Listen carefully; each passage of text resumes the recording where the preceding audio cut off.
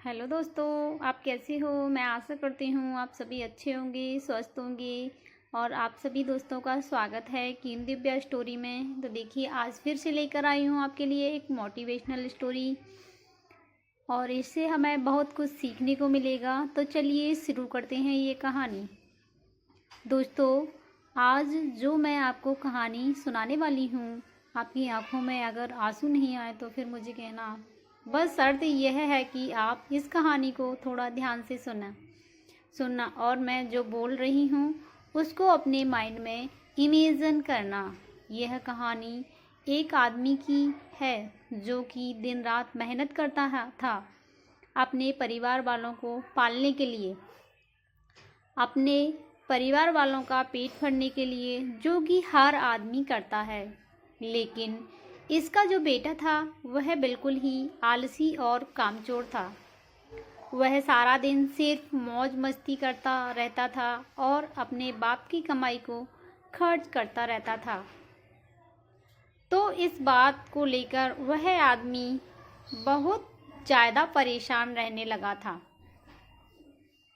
लेकिन जब उसे लगने लगा कि अब पानी सर के ऊपर से जाने लगा है, तब उसने अपने बेटे को बुलाया और कहा कि अब तुम्हें काम करना पड़ेगा।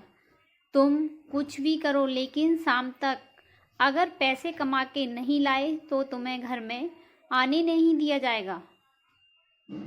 अब लड़का तो था ही आलसी। वो अपनी माँ के पास गया और सारी बातें बताने लगा। तो उसके माँ ने अपने पास से उसको कुछ पैसे दे दिए और कहने लगी, तुम अपने पापा को शाम को यह कहना कि यह मेरी मेहनत की कमाई है। शाम को जब वह आदमी घर आया तो उसके बेटे ने उसके पास से सारे पैसे उसको दे दिए। वह आदमी को सब कुछ पता था, तो उसने अपने बेटे से कहा, उसने यह कहा कि तुम इस पैसे को कुएं में फेंक आओ। उसके बेटे ने एक भी सवाल नहीं पूछा और सीधा जाकर उस पैसे को कुएं में फेंक कर आ गया। अगले दिन उस आदमी ने अपनी बीवी को उसके माँ के घर भेज दिया और अपने बेटे से कहने लगा कि मेरे बेटे, तुझे आज और पैसे कमा कर लेकर आने हैं। अब लड़का सीधा अपने बहन के पास गया और अपनी बहन को सारी बातें बताने लगा। तो उसकी बहन ने भी उसके साथ में कुछ पैसे रखे और उसे कहने लगी कि शाम को जब पापा घर आएंगे तो यह पैसे उन्हें दे देना और कहना यह मेरी मेहनत की कमाई है। शाम को जब आदमी घर आया, उसके बेटे ने फिर से अपने पास से जितने पैसे थे अपने बाप को दे दिए। उस आदमी ने फिर से वही बात कही कि इस पैसे को जाकर कुएं में फेंक कर आओ। और वह इस बार भी उसके बेटे ने एक भी सवाल नहीं किया और सीधा जाकर कुएं में उन पैसों को फेंक कर आ गया। अगले दिन उस आदमी ने अपनी बेटी को भी अपने रिश्तेदारों के यहाँ भेज दिया और फिर से अपने बेटे से कहने लगा कि बेटा, तुम्हें आज और पैसे कमा के लाना है। अब उस लड़के के पास कोई भी रास्ता नहीं था। अब उस लड़के को कोई भी पैसा देने वाला नहीं था। तो वह लड़का मरता ना क्या ना करता। रात को तो घर जाना ही है, इसीलिए वह सारा दिन काम ढूंढने लगा। बड़ी देर के बाद उसे एक जगह काम मिल गया। एक ट्रक से भारी सामान उठाकर उस भारी सामान को दुकान में रखने का काम। सारा दिन बहुत मेहनत के बाद उसे अपनी मेहनत की कमाई मिली। वह बहुत खुश हो गया और खुशी खुशी अपने घर गया। लेकिन फिर से उस आदमी ने अपने बेटे से कहा कि पैसा को कुएं में फेंक दे।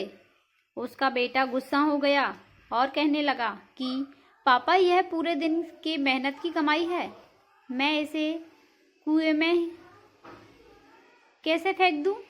वह आदमी मुस्कुराकर कहने लगा कि मैं तुम्हारी एक दिन की कमाई को मैं कुएं में फेंक देने की बात कही और तुम गुस्सा हो गए। तो सोचो, जब तुम मेरी मेहनत की कमाई को गंवाते थे तो मुझे कैसा लगता होगा। दोस्तों, बाप से अच्छी कोई दौलत नहीं है। पूरी इस दुनिया में उस इंसान ने आपके सपने को पूरा करने के लिए अपने सपने को खत्म कर दिया।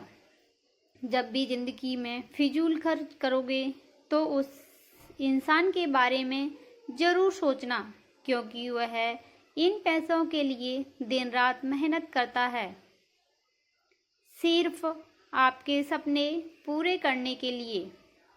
और बाप के कमाने या ना कमाने से कोई फर्क नहीं पड़ता। बाप का होना ही आपके लिए सबसे बड़ी ताकत होती है। मैं आपसे एक बात कहना चाहती हूँ कि ज़िंदगी में कोई ऐसा काम ना करना कि उनका सर आपकी वजह से शर्म से झुक जाए। ऐसा काम करो उन्हें आप पर गर्व हो कि आप उनकी औलाद हो। एक छोटा सा शेर कह के इस कहानी को ख़त्म करती हूँ। एक रोज़ तुम्हें एहसास ज़रूर होगा, एक रोज़ तुम्हें एहसास ज़रूर होगा कि मसरूफ़ तुम थे और उम्र-दराज वो थे। एक रोज़ तुम्हें एहसास ज़रूर होगा, एक रोज़ तुम्हें एहसास ज़रूर होगा कि मसरूफ़ तुम थे और उम्र दराज वह होगा जिसकी उंगली का सहारा पकड़कर चला करते थे, जिसकी उंगली का सहारा पकड़कर चला करते थे, आज वही छड़ी का तलबगार होगा। और जिसके सदके में जी रहे हो, और जिसके सदके में जी रहे हो, आज वह ना रहा तो क्या होगा। पर अभी भी वक्त बचा है कुछ खास तुम्हारे पास। कब तक? जब अब तक के बाप का साया तुम्हारे साथ होगा और जन्नत के तलबगार हो तो सीने से लगा लेना, क्योंकि वही कल जन्नत का दरवाज़ा होगा। दोस्तों, ये कहानी आपको कैसी लगी? अच्छी लगी हो तो लाइक एंड शेयर करें। मिलते हैं फिर एक कहानी के साथ। जब तक के लिए जय हिंद, जय भारत।